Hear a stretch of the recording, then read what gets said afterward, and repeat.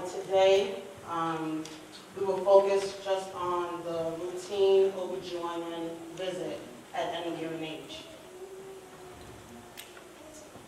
It is recommended that adolescent girls see a gynecologist for the first time when they are between the ages of 13 years and 15 years.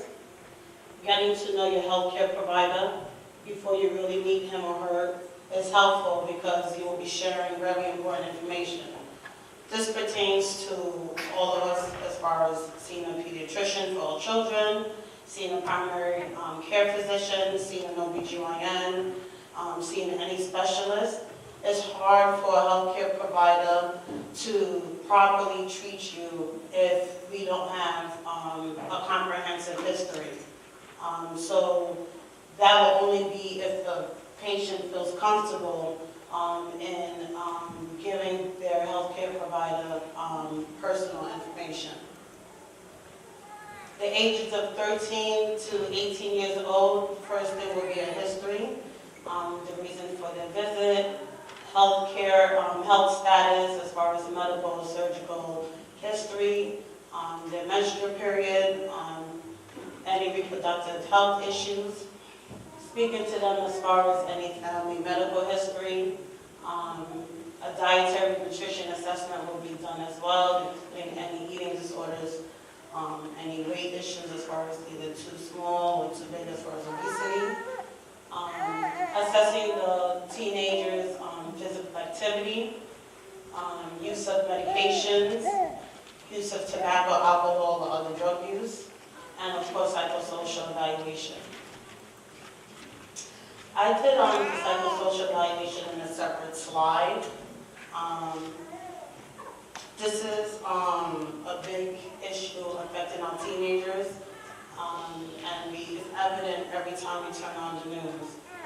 As parents, we should continue to encourage our children to talk to us if there's any issues, but we should also allocate time to talk to our teenagers regarding each of every one of these topics.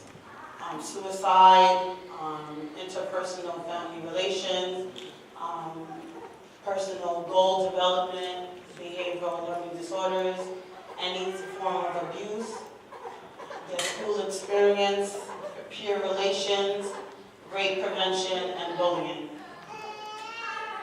After the history, physical exam will be done, height, weight, body mass index, blood pressure, secondary sexual characteristics, a pelvic exam only when indicated, an abdominal exam, and any additional physical exams. Most of the time, an internal pelvic exam will not be needed. A general physical exam is usually done, the same situation as if your teenager is seeing a pediatrician or family doctor. When examining private areas, the doctor usually will only look on the outside, and they usually will have a nurse or medical assistant present with them in the room to make you feel comfortable. Your mother or a friend may be present for support, and when it's time to start having an internal exam, your doctor will choose a special smaller instrument to make the exam more comfortable. Of course, anytime you see a physician, counseling is always a big part of the visit.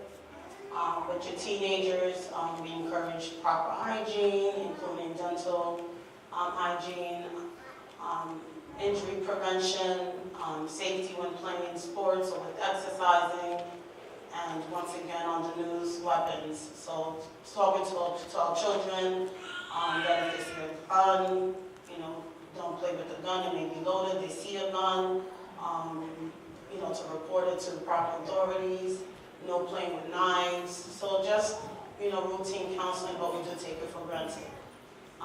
Talking to the teenagers as far as safe driving practices, seatbelt use, helmet use, no distractions while driving, and driving while under the influence of substances.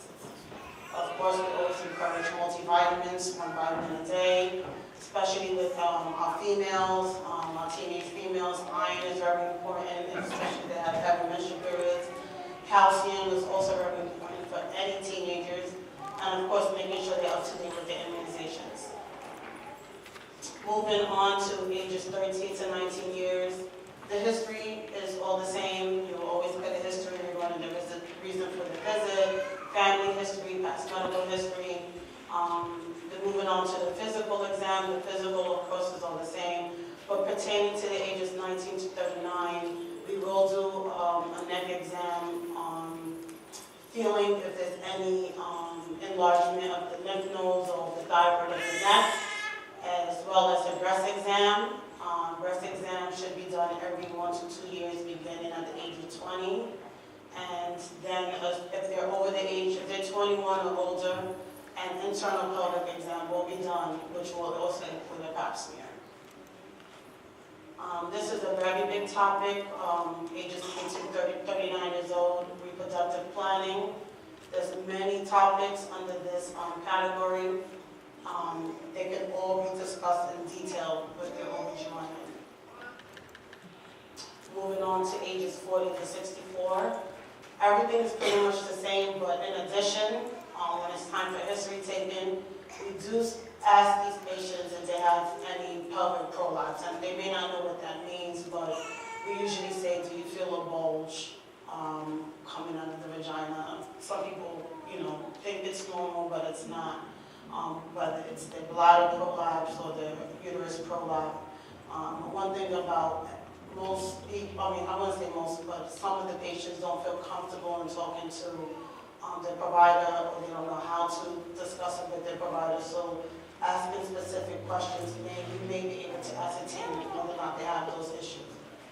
Menstrual symptoms, people sometimes are embarrassed, that they getting into that menopausal symptoms into menopause. So we do speak to our patients as far as hot flashes, night sweats, vaginal dryness, and that there are over-the-counter medications and prescription medications that can be treated, as well as advanced directives is something very important to bring to anyone, but as far as but including these patients in the ages of 40 to 64, are living well.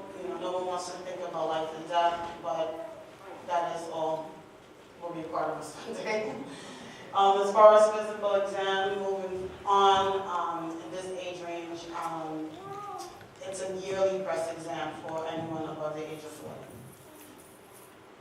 40. In addition to history and physical, when you get to the ages, to the age of 40 and above, part of your routine OBGYN visit will include laboratory as well as other tests. So, of course, your pap smears, colorectal cancer screening begins at the age of 50. Colonoscopy is preferred, and it is every 10 years. The American College of Gastroenterology recommends that African Americans begin screening at the age of 45 years with the colonoscopy because of the increased incidence of colorectal cancer. Diabetic testing every 3 years after the age of 45. Cholesterol assessment every 5 years beginning at the age of 45. Yearly mammogram and thyroid profile every 5 years beginning at the age of 15. Sometimes when I see my patients, they feel seeing an OBGYN is a substitute for seeing their primary care physician. But we always encourage them to see a primary care physician because there are other testing besides a yearly mammogram and a pap smear. And then at the ages of 65 and older, bone density scan and the DEXA scan is recommended, and no more than every 2 years. OBGYNs follow the recommendations of the American Congress of Obstetricians and Gynecologists, also known as ACOG. Their website is listed below, acog.org. They do have on their website patient education information that's free. No member login is required for most topics, most concerns that anyone may have. And so that's a good reference source if anyone has any issues, as well as also talk to your provider or talking to me. Thank you.